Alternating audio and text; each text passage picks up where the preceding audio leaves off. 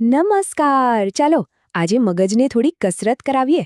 તૈયાર થઈ જાઓ કારણ કે આજે આપણે ગુજરાતી ઉખાણાની મજેદાર દુનિયામાં ડૂબકી મારવાના છીએ. ચાલો તો સીધા પહેલા સવાલથી જ શરૂઆત કરીએ. જરા ધ્યાનથી વિચારજો. એવી તે કઈ વસ્તુ છે જે છે તો તમારી પોતાની, પણ તમારા કરતાં બીજા લોકો જેનો વધારે ઉપયોગ કરે છે? શું હોઈ શકે? અને જવાબ છે તમારું નામ. ખરું ને? આપણે આપણું નામ દિવસમાં ભાગ્યે જ લેતા હોઈશું, પણ બીજા લોકો તો સતત આપણને બોલાવવા માટે એનો જ ઉપયોગ કરે છે. છે ને એકદમ મજેદાર? સારું, તો હવે આપણે જરા પરંપરાગત ઉખાણા બાજુ જઈએ. આ એ કોયડાઓ છે જે કદાચ આપણે આપણા દાદા-દાદી પાસેથી સાંભળ્યા હશે. આપણી સંસ્કૃતિનો એક બહુ સુંદર હિસ્સો. આ ઉખાણું છે ને એ સીધું આપણા રસોડામાંથી આવે છે. ફરીથી સાંભળજો. કાળો ઘોડો, સફેદ સવારી, એક ઉતરે એટલે તરત બીજાનો વારો. વિચારો વિચારો. અને સાચો જવાબ છે તવી અને રોટલી.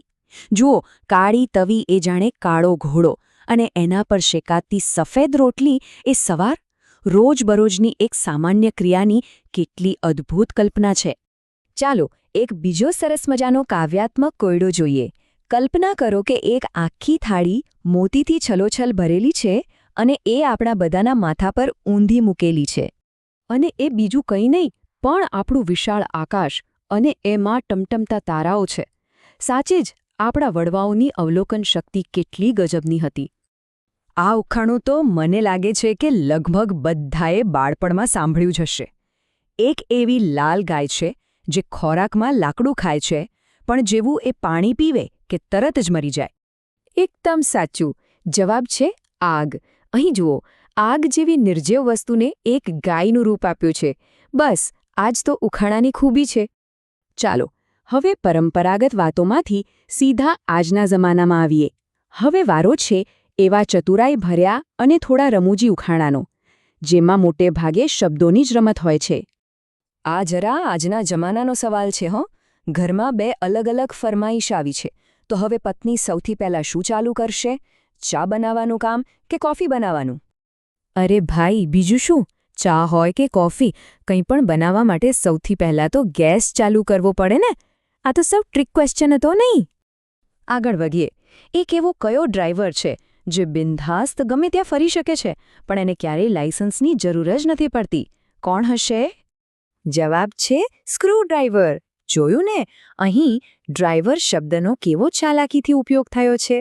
રોજિંદા જીવનની વસ્તુઓ પરથી વધુ એક ઉખાણું. એક એવી બેગ વિશે વિચારો જે સૂકી હોય ત્યાં સુધી તો કોઈ કામની નહીં, પણ જેવી પાણીમાં પડલે કે તરત જ એનું મહત્વ વધી જાય છે. અને એનો સાવ સરળ જવાબ છે ટી બેગ. બિલકુલ. ગરમ પાણીમાં ડૂબકી લગાવ્યા પછી જ એ પોતાનો અસલી રંગ બતાવે છે. સારું, તો અત્યાર સુધી તો ઘણી મજા આવી, પણ હવે તમારા મગજને બરાબર કસવાનો સમય આવી ગયો છે. આ છે અસલી બ્રેઇન ટીઝર્સ. આ એક જગ પ્રસિદ્ધ કોયડો છે અને એનો અર્થ પણ એટલો જ ઊંડો છે. આ કોઈ વસ્તુ નથી, પણ જીવનના તબક્કાઓ સાથે જોડાયેલી વાત છે. વિચારો, કોણ હોઈ શકે? આનો જવાબ છે માણસ. જુઓ, અહીં સવાર એટલે જીવનનું બાળપણ, જ્યારે બાળક 2 હાથ અને 2 પગ વડે એટલે કે 4 પગે ઘૂંટણીએ ચાલે છે. બપોર એટલે યુવાની, જ્યારે માણસ 2 પગ પર મજબૂતીથી ચાલે છે. અને સાંજ એટલે ઘડપણ, જ્યારે લાકડીના ટેકારૂપી 3જા પગની જરૂર પડે છે. અદ્ભુત! આ ઉખાણું પણ આપણા શરીર સાથે જ જોડાયેલું છે. એક નાની એવી ડબ્બી છે અને એમાં 32 પથ્થર જેવા સૈનિકો છે જે આખો દિવસ કામ જ કર્યા કરે છે. તે છે આપણા મોંમાં રહેલા 32 દાંત, જે આપણા માટે આખી જિંદગી ચાવવાનું મહત્વનું કામ કરે છે. અને હવે આપણો અંતિમ પણ સૌથી વધુ વિચારવા જેવો કોયડો. એવી કઈ અમૂલ્ય વસ્તુ છે જેનું અસ્તિત્વ ફક્ત ત્યાં સુધી જ છે જ્યાં સુધી તમે ચૂપ રહો? જેવું તમે કંઈક બોલો કે તરત જ એ નષ્ટ થઈ જાય છે. તે વસ્તુ છે મૌન, અથવા તો શાંતિ. જેવું તમે એક શબ્દ બોલો કે તરત જ એ તૂટી જાય છે. કેટલો ગહન વિચાર છે, નહીં? તો કેવી લાગી આ ઉખાણાની સફર? આશા છે કે તમારા મગજને સારી એવી કસરત મળી હશે અને મજા પણ આવી હશે.